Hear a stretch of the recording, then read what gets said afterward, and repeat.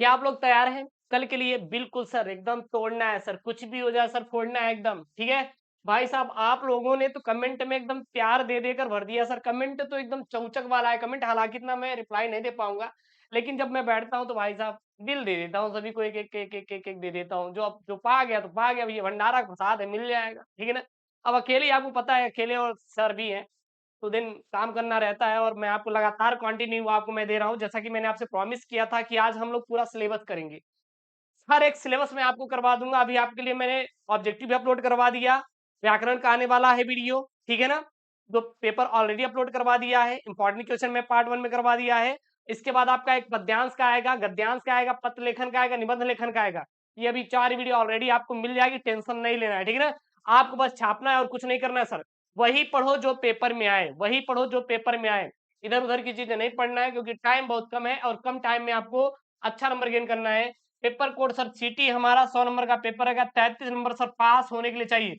सबसे पहले आई humble request you channel को सब्सक्राइब करके रखिए, क्योंकि ये हिंदी का पहला पेपर है। इसके बाद दिमाग को फाड़ने वाला सर जो पेपर आते हैं, फिजिक्स, केमिस्ट्री, बायोलॉजी, इंग्लिश, तोड़ देंगे सर, उसमें भी एकदम आग लगाएंगे गुरुजी, कुछ भी हो जाएगा। जैसे हमने हिंदी की तैयारी एकदम परफेक्ट लेवल पे करवाई है, उसी प्रकार आपको अन्य सब्जेक्ट भी तैयारी करवाएंगे, टेंशन नहीं लेने का। भाई साहब, फुल पेपर सोल्यूशन, एक भी टॉपिक छूटेगा नहीं सर, बिल्कुल सब छोड़ने नहीं देंगे। चलिए शुरू करें चेला लोग। बिल्कुल गुरुदेव, 3 घंटे 15 मिनट का समय है। प्रारंभ के जो 15 मिनट है, प्रश्न पत्र पढ़ने के लिए सर क्या है, निर्धारित है। प्रश्न पत्र में 2 खंड है, दोनों खंडों के सभी प्रश्नों का उत्तर देना सर क्या रहेगा आपके लिए, अनिवार्य रहेगा। सबसे पहला सर बात करें तो आपका रहने वाला है सर खंड का जो रहेगा, यहाँ पे प्रश्न नंबर 1 रहेगा, आपको 50 नंबर का रहेगा सर, 50 नंबर का, एकदम 50 नंबर का, ठीक है ना? और एक मैं पेपर सुबह दे दूंगा बस। अब इसके बाद आपको पेपर मैं नहीं दे पाऊंगा। एक ये पेपर है, एक आपके लिए सुबह अवेलेबल करवाऊंगा, उसको पढ़ के पेपर देने जाना, बस काम खत्म। अब आपके लिए अलग से कोई भी वीडियो नहीं आएगी, ठीक है ना? पेपर पे बहुत है, सफिशियंट, बहुत मैंने करवा दिया। बाण भट्ट की आत्मकथा के लेखक सर जी हजारी प्रसाद द्विवेदी हैं। बाण भट्ट की आत्मकथा के लेकर हटिए, हजारी प्रसाद द्विवेदी, बहुत इंपॉर्टेंट वाला पेपर है। शिक्षा का उद्देश्य निबंध के लेखक सर शंपूरानंद। भाई साहब एकदम चपुआ वाला प्रश्न है, चपुआ वाला प्रश्न है। कवि वचन सुधा पत्रिका के संपादक भारतेंदु हरिश्चंद्र, भारतेंदु हरिश्चंद्र, भारतेंदु हरिश्चंद्र, ठीक है ना? चंद्रगुप्त नाटक के लेखक सर जयशंकर प्रसाद। चंद्रगुप्त नाटक के लेखक सर जयशंकर प्रसाद हैं। चंद्रगुप्त नाटक के लेखक सर जयशंकर प्रसाद हैं। रानी केतकी की कहानी के लेखक कौन है, इंसा अल्लाह खा। इंसा अल्लाह खा जो है रानी केतकी कहानी के सर लेखक हैं।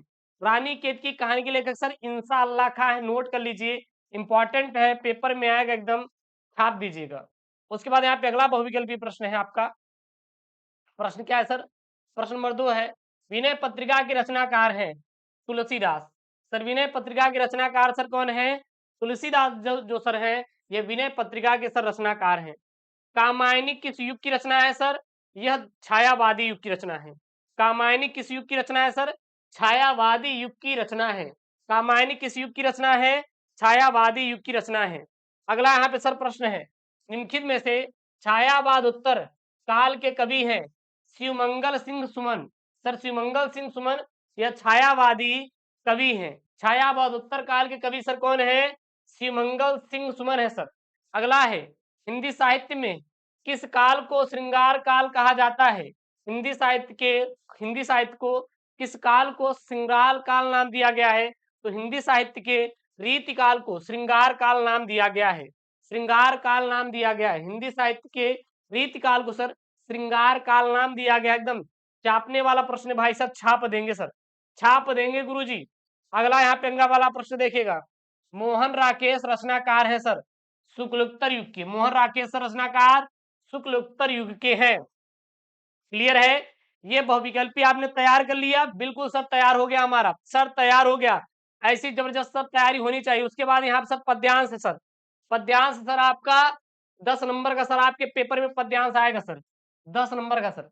पद्यांश है क्या, धरती माता की कोख में जो अमूल्य निधियां भरी है, जिनके कारण वह वसुंधरा कहलाती है, उससे कौन न परिचित होना चाहेगा। लाखों करोड़ों वर्षों से अनेक प्रकार की धातुओं को पृथ्वी के गर्भ में पोषण मिला है। दिन रात बहने वाली नदियों ने पहाड़ों को पीस पीस कर अगणित प्रकार की मिट्टियों से पृथ्वी की देह को सजाया है। हमारे भावी आर्थिक अभ्युदय के लिए इन सब की जांच पड़ताल करना आवश्यक है। पृथ्वी की गोद में जन्म लेने वाले जड़ पत्थर कुशल शिल्पियों के संवारे जाने पर अत्यंत सौंदर्य के प्रतीक बन जाते हैं। नाना भांति के अनगढ़ नग विंध्य नदियों के प्रवाह में सूर्य की धूप से चिलकते रहते हैं। उनको जब चतुर कारीगर पहलदार कटाव पर लाते हैं तब उनके प्रत्येक घाट से नई शोभा और सुंदरता फूट पड़ती है और वे क्या हो जाते हैं सर, अनमोल हो जाते हैं। पहला प्रश्न सर, अमूल्य निधियां कहाँ भरी है? करने का तरीका सर ढूंढ के करेंगे। अमूल्य निधियां कहाँ भरी है सर? देखिएगा यहाँ पे धरती माता की कोख में अमूल्य निधियां भरी है। धरती माता की कोख में अमूल्य निधियां भरी है। करने का सबसे बेहतरीन तरीका सर मैं आपको बता रहा हूँ, बाद में मत बोलिएगा गुरुजी आपने नहीं बताया था करेजा, ठीक है ना। चैनल को सब्सक्राइब करो भाई, करो दबा कर करो। पृथ्वी माता को पृथ्वी को वसुंधरा क्यों कहते हैं? पृथ्वी को वसुंधरा क्यों कहते हैं? देखिएगा, माता धरती माता की कोख में अमूल्य निधियां भरी जिसके कारण वसुंधरा कहलाती है सर। बस बस यही लिखना है। पृथ्वी को वसुंधरा इसलिए कहते हैं क्योंकि पृथ्वी अनेक प्रकार के मूल्यवान रत्नों को अंदर धारण किए हुए है। पृथ्वी की देह को किसने सजाया है? ये वाला प्रश्न कैसे करेंगे? देखिए यहाँ पे, पृथ्वी की देह को सर किसने सजाया और संवारा है? पृथ्वी की देह को किसने सजाया और संवारा है? तो देखिएगा, पृथ्वी की देह को किसने सजाया और संवारा है? तो दिन रात बहने वाली नदियों ने पहाड़ों को पीस पीस कर अगणित प्रकार की मिट्टियों से पृथ्वी की देह को सजाया है। That's the answer sir. यही आपका क्या हो जाएगा सर, राइट वाला आंसर हो जाएगा, एकदम छाप देंगे सर। रेखांकित अंश की व्याख्या सर कुछ नहीं करना, चीजों को बढ़ा चढ़ा के छाप देना है, ये तो सर हम कर ही लेंगे। जैसे सर यहाँ पे दिया है रेखांकित अंश की व्याख्या कि उनको जब चतुर कारीगर पहलदार कटाव पर लाते हैं तब उनके अनेक घाटों से नई शोभा और सुंदरता फूट पड़ती है और वे क्या हो जाते सर, अनमोल हो जाते हैं। यानी कि लेखक कहते हैं कि जब पत्थरों को इन पत्थरों को कुशल कारीगर काट कर उनमें विभिन्न प्रकार के उभार देकर किसी कृति की रचना करते हैं तो उसके प्रत्येक कटाव नए सौंदर्य की परिभाषा करता है। इसी सौंदर्य के कारण अनगढ़ पत्थर बहुमूल्य बन जाते हैं। क्लियर है? बहुमूल्य बन जाते हैं। इतना समझा है ना आप सभी के लिए। अगला है पाठ का शीर्षक और लेखक का नाम। अब कैसे पता करेंगे सर? अगर हम गद्यांश में देखेंगे तो यहाँ पे धरती माता शब्द आया हुआ है और पृथ्वी शब्द आया हुआ है, वसुंधरा शब्द आया हुआ है, पृथ्वी आया हुआ है। तो ये कहां से लिया गया सर? राष्ट्र के स्वरूप से सर लिया गया है। कहां से लिया गया है? राष्ट्र के स्वरूप से लिया गया है। तो इसमें क्या लिखेंगे सर? इसमें लिखेंगे प्रस्तुत पद्यांश डॉक्टर वासुदेव सर अग्रवाल द्वारा लिखित राष्ट्र का स्वरूप नामक निबंध से सर उद्धृत है, यानी कि लिया गया है। अब ये आप बताइए 10 नंबर आपका पक्का हुआ कि नहीं? कमेंट बॉक्स में छापिए, हर एक बच्चे का कमेंट छपना चाहिए भाई साहब, छपना चाहिए। अंतिम दिन है सर, अंतिम रात है और इस रात हमें 95 तोड़ना है सर। जितनी वीडियो मैं दे रहा हूं भाई साहब पढ़ते चले जाओ और कुछ भी नहीं पढ़ना है। उसके बाद अगला यहाँ पे पद्यांश है, हर एक पेपर तैयार कर लेना। ये नहीं कि इसको पेपर पढ़ के जाए गुरुजी कहेंगे अरे गुरुजी इतने में, मान लीजिए ये नहीं 7 सेट आपका यूपी बोर्ड में आएगा इस बार। देखिए यहाँ पे क्या है, नीले फूले कमल दल सी गात की श्यामलता, पीला प्यारा वसंत कटी में पहनते हैं फबीला, छुट्टी काली अलग मुख की कांति को है बढ़ाती, सवस्त्रों में नवल तन की फूटती सी प्रभा है, सांचे ढाला सकल है दिव्य सौंदर्यशाली,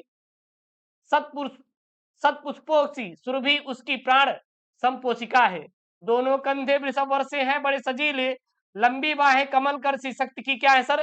पेटिका है।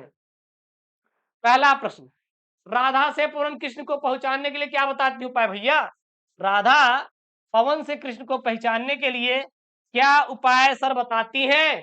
तो देखिए यहाँ पे नीले नीले फूले कमल दल सी गात की श्यामलता है, पीला प्यारा वसंत कटी में पहनते हैं हबीला।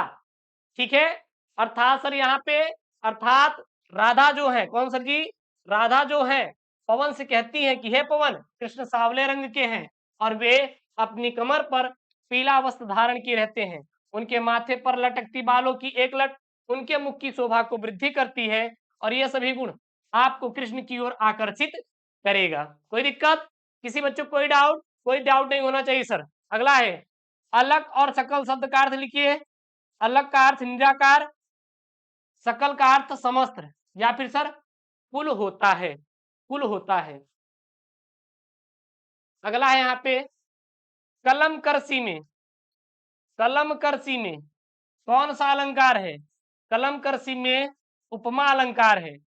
रेखांकित अंश का आपको भावार्थ लिखना है। रेखांकित अंश का सर आपको भावार्थ लिखना है। दोनों कंधे वृषभ वर्ष से हैं, बड़े सजीले, लंबी बाहें कलम करसी शक्ति की पेटिका है।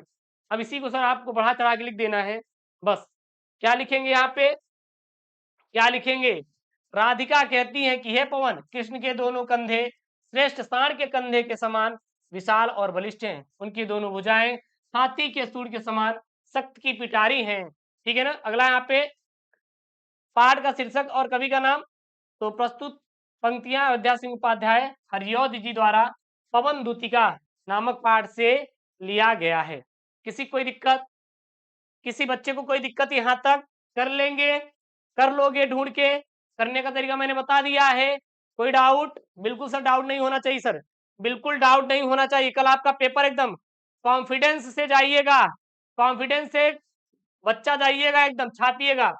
प्रश्न नंबर 5, आचार्य हजारी प्रसाद द्विवेदी, हरिशंकर परसाई, डॉक्टर एपीजे अब्दुल कलाम साहित्यिक परिचय लिखने के लिए आएगा।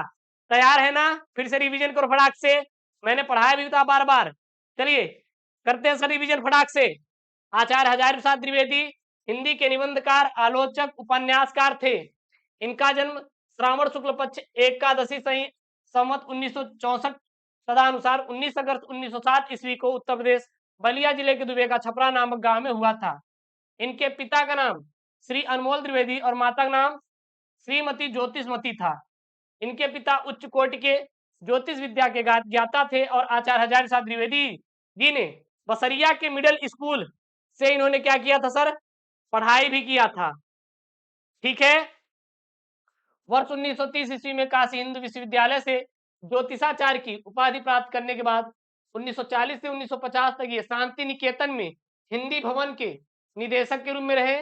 1950 में काशी हिंदू विश्वविद्यालय के हिंदी विभाग के क्या रहे सर? अध्यक्ष भी रहे। 1957 में इन्हें पद्म भूषण की उपाधि से भी सम्मानित किया गया और 19 मई सन 1979 को आचार्य हजारी प्रसाद द्विवेदी परलोक वासी हो गए। इनकी सब प्रमुख रचनाएं जैसे निबंध संग्रह अशोक के फूल, कल्पलता, विचार वितर्क, विचार प्रवाह, फुटज। उपन्यास सर कौन कौन से हैं? नोट कर लीजिए, पेपर में आएगा, छाप देंगे। बाण भट्ट की आत्मकथा, चारुचंद्र लेख, पुनर्नवा, अनामदास का पोथा, अन्य संक्षिप्त, पृथ्वीराज रासो, संदेश रासक, सूर साहित्य, हिंदी साहित्य की भूमिका, कबीर, नाथ संप्रदाय, मेघदूत एक पुरानी कहानी, साहित्य सहचर, सहज साधना। इनका सर साहित्यिक परिचय में क्या लिखेंगे? आचार्य हजारी प्रसाद द्विवेदी हिंदी और संस्कृति में आधुनिक युग के श्रेष्ठ समीक्षक और महान निबंधकार थे। हिंदी और संस्कृत साहित्य का इन्होंने गंभीर अध्ययन किया था। कबीर, सूर और तुलसी आदि भक्त कवियों पर गंभीर गवेषणा की और उनके धर्मों और मत मतांतरों के साहित्य का इन्होंने गंभीर मनन और चिंतन भी किया था। कवि लेखक हो गए सर, कवि का। अच्छा ये बताइए सर, लोग आपका तैयारी है कि नहीं? अब कमेंट करो और चैनल को सब्सक्राइब करो। अब ठोको यार, अब हमें कुछ सुनना नहीं है सर, आपके लिए मैंने बहुत मेहनत किया और मैं आपसे अब एक ही रिक्वेस्ट करूंगा बार बार, चैनल को आज सब्सक्राइब आप दबा के करना है। अब बोर्ड तक इतना दबा के सब्सक्राइब करो कि भाई साहब एकदम करेजा हरिहरा जाए देख के कि हाँ बच्चे बहुत चौचक सपोर्ट कर रहे हैं। बच्चे जो हमारे हैं वो अच्छे लेवल पे सपोर्ट करना चाहिए। अब आपको सपोर्ट करना है भाई साहब। आज मैं आपसे मांगूंगा, आपसे मैं केवल यही मांगूंगा कि आज आपको सपोर्ट करना है। अपने इस यूट्यूब चैनल एसकेएम स्टडी को सर सपोर्ट करना है, जितना हो पाए उतना सपोर्ट करना है और मैं आपसे सपोर्ट मांगूंगा ही। ठीक है ना। अगला यहाँ पे आपका क्या है? निम्नलिखित में से किसी एक कवि का साहित्यिक परिचय देते हुए उनकी प्रमुख कृतियों का उल्लेख कीजिए। सर उनकी कसम है गुरुजी, कर दिया मैंने सब्सक्राइबर है, ऐसा कमेंट करते एकदम भाई साहब दहशत में आ जाता हूं मैं तो यार। हाँ, मैथिली शरण गुप्त, सुमित्रानंदन पंत, रामधारी सिंधन गरे बच्चा कमेंट किया था, क्योंकि मैं पढ़ता हूँ, रीड करता हूँ। जैसे वीडियो बना लेते हैं तो फिर बैठता हूँ अपने चेयर पे अपलोड करने के लिए, मैं रीड करता हूँ। तो वो एक बच्चा कहा सर उनकी किसकी, बताया नहीं गुरुजी। अब वो तो बताएगा ना, जो नीचे दूसरे वाले कमेंट किए हैं वो बताएंगे। बता दो भैया कौन। अरे गुरुजी, अरे गुरुजी हम नहीं बताएंगे। अगला देखिए क्या है सर, राष्ट्रकवि मैथिली शरण गुप्त का जन्म 3 अगस्त 1886 को झांसी में हुआ था। भैया मजाक करते हैं, सीरियस मत लेना कि दिल उल पे लेके गुरुजी को आ गया। अब गुरुजी अब छोड़ेंगे नहीं आपको, गुरुजी आप बहुत बहुत मजाक उड़ाते हैं हमारा। देखिए यहाँ पे इनके पिता का नाम सर सेठ राम शरण गुप्त को हिंदी साहित्य से विशेष प्रेम था। गुप्त जी की शिक्षा दीक्षा घर पर ही संपन्न हुई।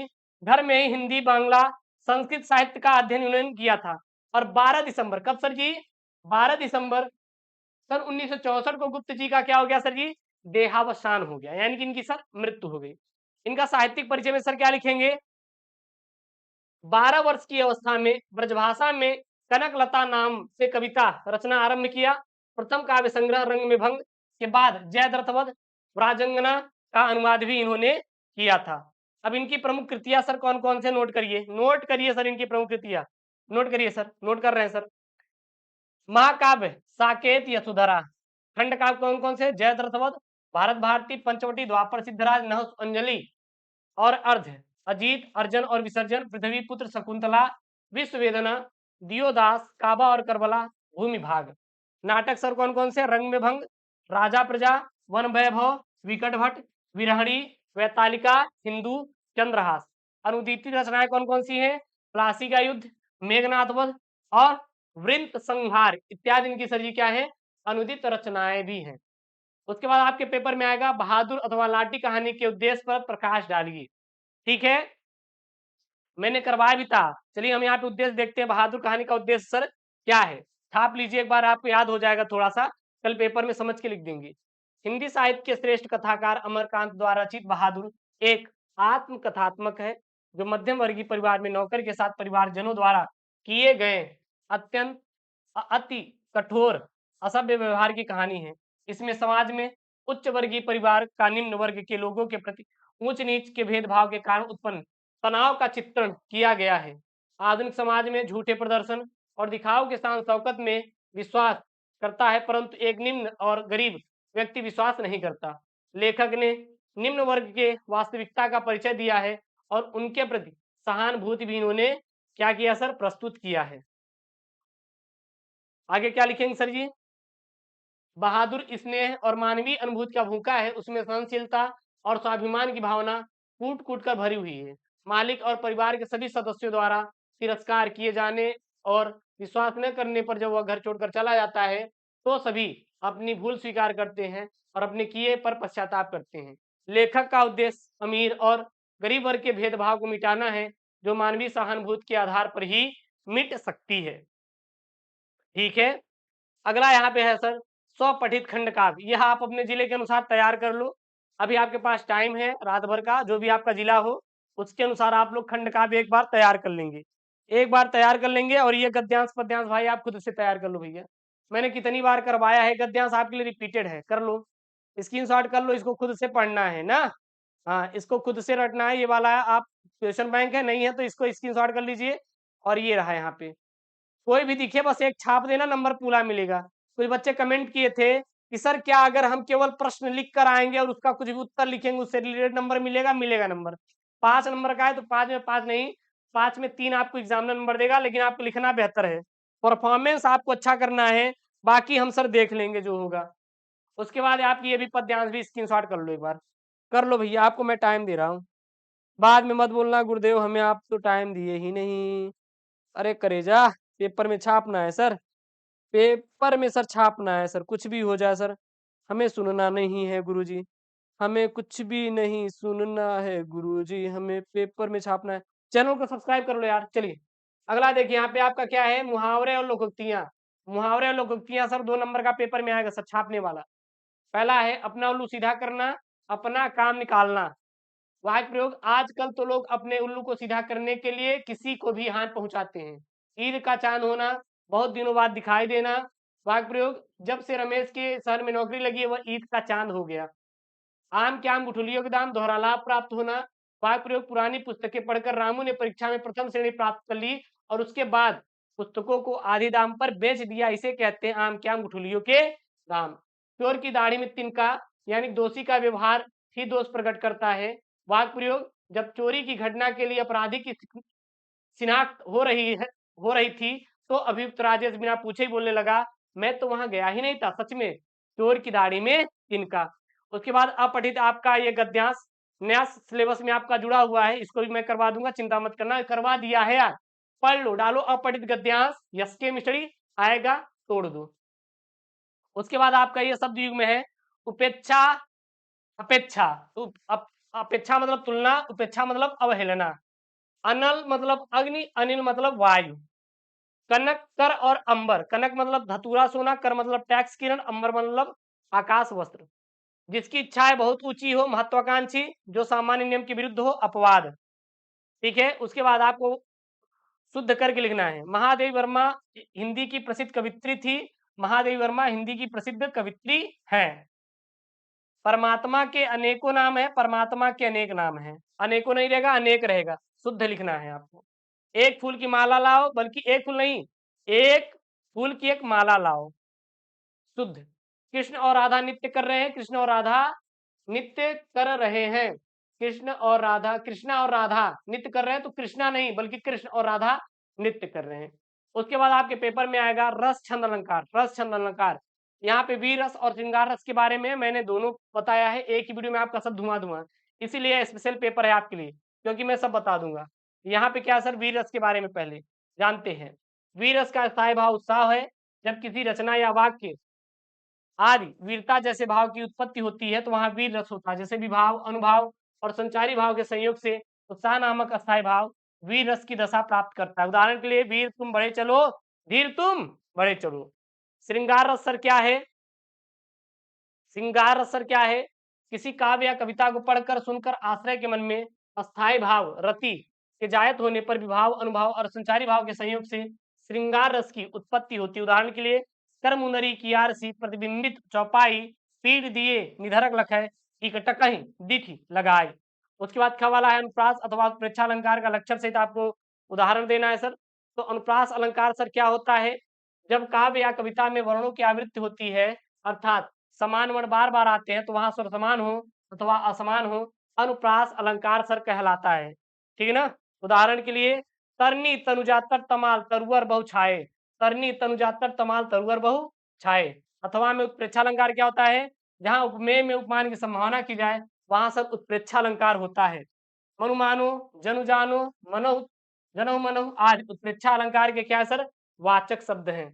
उसके बाद उदाहरण है सर, सोहत ओढ़ पीठ पर श्याम सलोने गात, मनहु नीलमणि शैल पर आतप परियो प्रभात। उसके बाद चौपाई अथवा दोहा छंद का उदाहरण लिखिए। तो यहाँ पे सबसे पहले चौपाई लिया गया है। चौपाई सर क्या होता है? चौपाई यह सम मात्रिक छंद है, इसमें 4 चरण होते हैं, प्रत्येक चरण में 16-16 मात्राएं होती हैं। पहले की तुक दूसरे चरण से और तीसरे की तुक चौथे चरण से मिलती है। प्रत्येक चरण के अंत में यति होती है और चरण के अंत में जगड़ एवं तगड़ नहीं होने चाहिए। उदाहरण के लिए, जय हनुमान ज्ञान गुण सागर, जय कपीस तिहुँ लोक उजागर, रामदूत अतुल बलधामा, अंजन पुत्र पवन सुतनामा। उसके बाद है यहाँ पे दोहा। सर दोहा यह अर्थ मात्रिक छंद है। काव्य के जिस छंद में प्रथम तृतीय विषम चरणों में 13-13 मात्राएं, द्वितीय और चतुर्थ सम चरणों में 11-11 मात्राएं होती है और अंत में लघु और गुरु होता है, दोहा होता है। उदाहरण के लिए, असत मंजु मुनि मंडली मध्य सी रघुचंदु, ज्ञान सभा जन धरे भगति सचिदानंद। ठीक है। उसके बाद आपका आएगा पत्र लेखन। भाई साहब, ये जो पत्र लेखन है सर जी, आपके पेपर में 7 अंकों 6 अंकों का पेपर में आता है सर, 6 अंकों का आता है, तैयार कर लेंगे। देखिए है क्या यहाँ पे, अपने उप जिलाधिकारी को एक प्रार्थना पत्र लिखिए जिसमें आपके गांव में जहां तहां ढेर लगे कूड़े कचरे की सफाई के लिए संबंधित व्यक्ति को आदेशित करने का निर्देश दिया गया हो। तो सबसे पहले सेवा में श्रीमान उप जिलाधिकारी नगर पालिका वाराणसी, विषय आशापुर मोहल्ले की गंदगी को के निस्तारण के संबंध में प्रार्थना पत्र। सबसे पहले महोदय, निवेदन है कि इस पत्र के माध्यम से मैं आपका आशापुर मोहल्ले में व्याप्त गंदगी और दुर्दशा की ओर आकर्षित करना चाहता हूं ध्यान। इस बस्ती में को बसे हुए 10 वर्ष बीत चुके हैं, किंतु अभी भी कुछ ऐसी सड़कें हैं जहां पर पिछड़े हुए ग्रामीण भारत के साक्षात दर्शन हो जाते हैं। जो सड़कें बनी हुई हैं वे भी जगह जगह से टूटी फूटी हुई हैं और वहां वर्षा के समय जल भराव के कारण आए दिन दुर्घटना होती रहती है। इसके अतिरिक्त जहाँ-तहाँ ढेरों कचरे का ढेर लगा हुआ है और इन सब कारणों से आशापुर मोहल्लों में दुर्गंध और मच्छरों का साम्राज्य स्थापित हो गया है। आपसे निवेदन है कि कृपया इस ओर अपना ध्यान आकर्षित करते हुए कृपा करें, अन्यथा कारण भविष्य में तरह-तरह के रोग और बीमारी पैदा हो जाएँगे। बस और कुछ भी नहीं करना, दिनांक डालना है, भवदी में अवश्य है और यहाँ पे एड्रेस और आपको कुछ भी नहीं करना है। अगर एक बार स्क्रीनशॉट करना चाहते हैं तो देख लीजिए। अभी भी एक मैं आपको लेकर आऊँगा वीडियो कि कैसे आपको क्या करना है सर जी, लिखना है, ठीक है ना? लेटर राइटिंग को टेंशन नहीं लेना है सर, टेंशन बिल्कुल भी नहीं लेना है करेजा। मैं हूँ तो आपको टेंशन क्यों लेना है? उसके बाद आपका आएगा सर निबंध लेखन। यहाँ पे सीधा-सीधा बोला है अपनी भाषा शैली में, आपको खुद अपनी भाषा शैली में लिखना है, किसी से पूछना नहीं है सर। पहला है शिक्षित युवा वर्ग और बेरोजगारी की समस्या, दूसरा है पर्यावरण प्रदूषण समस्या और समाधान, वर्षा ऋतु का महत्व, छात्र और अनुशासन विज्ञान वरदान और अभिशाप। तो यहाँ पर आपका है शिक्षित युवा वर्ग और बेरोजगारी की समस्या। सबसे पहले हम लोग प्रस्तावना लिखेंगे। क्या लिखेंगे सर जी? शिक्षित युवा वर्ग की बेरोजगारी की समस्या नितांत सोचनीय विषय है। जब एक युवा शिक्षित होकर निकलता है तो उसके सामने जीविकोपार्जन की समस्या एक विकराल समस्या के रूप में सामने खड़ी हो जाता है। वर्तमान विज्ञान के युग में मशीनों और कंप्यूटर का साम्राज्य स्थापित हो चुका है, जिसके कारण नौकरियों का स्थान मशीन एवं कंप्यूटर ले लिया है। जहां तक मशीन कंप्यूटर सैकड़ों युवा वर्ग की रोजगारी निगल गया है। उसके बाद सर जी क्या-क्या प्रमुख कारण है जो बेरोजगारी के? सबसे पहले जनसंख्या वृद्धि। बेरोजगारी का प्रमुख कारण जनसंख्या में तीव्र वृद्धि से विगत कुछ दशकों में भारत में संख्या का विस्फोट हुआ है।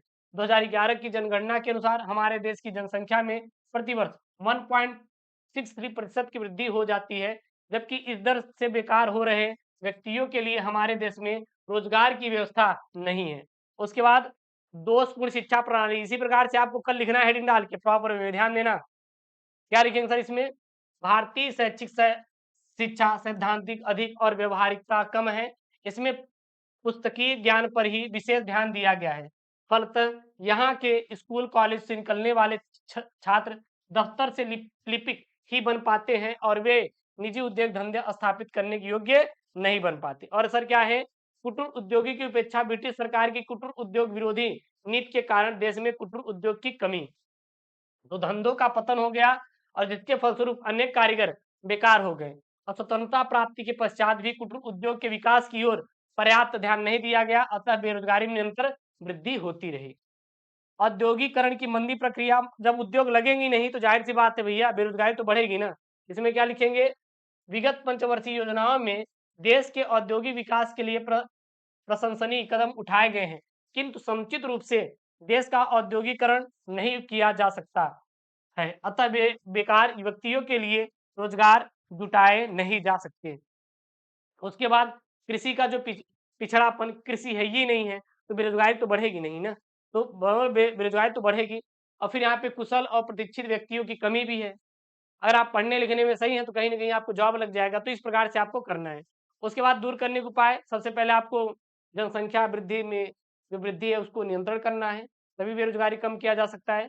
शिक्षा प्रणाली में व्यापक परिवर्तन किया जाए, कुटीर उद्योग को लगाया जाए, औद्योगिकरण किया जाए मतलब उद्योग को स्थापित किया जाए और सहकारी खेती मतलब कि कृषि को बढ़ावा दिया जाए ताकि जो युवा हैं वो कृषि करें, तो बेरोजगारी कम हो सकती है। उसके लास्ट में आपको उपसंहार लिखना है कि मतलब कैसे कम किया जा सकता है, इसको आपको खुद से करना है, ठीक है ना? तो ये रहा आपका हिंदी का पेपर भाई साहब जो कि कल के लिए है और बेस्ट ऑफ लक। आप टेंशन मत लीजिएगा, सुबह उठिएगा बढ़िया एकदम दिमाग फ्रेश करके और हमारा कुछ वीडियो रहेगा पढ़ लीजिएगा उसको और उसके बाद अपना बढ़िया जो भी आप मतलब जिन वार्ड में आपको विश्वास हो उनका बढ़िया ध्यान कीजिए, माँ-बाप का आशीर्वाद लीजिए, आराम से सेंटर पर पहुँचिए चिल मारते हुए दोपहर में, ठीक है ना? घूमते-वूमते हुए, पटरी को घुमाते हुए भाई साहब एकदम, ठीक है ना? एकदम लगा के ऐसे पेन उनके गुरुजी अब हम चल दिए सर।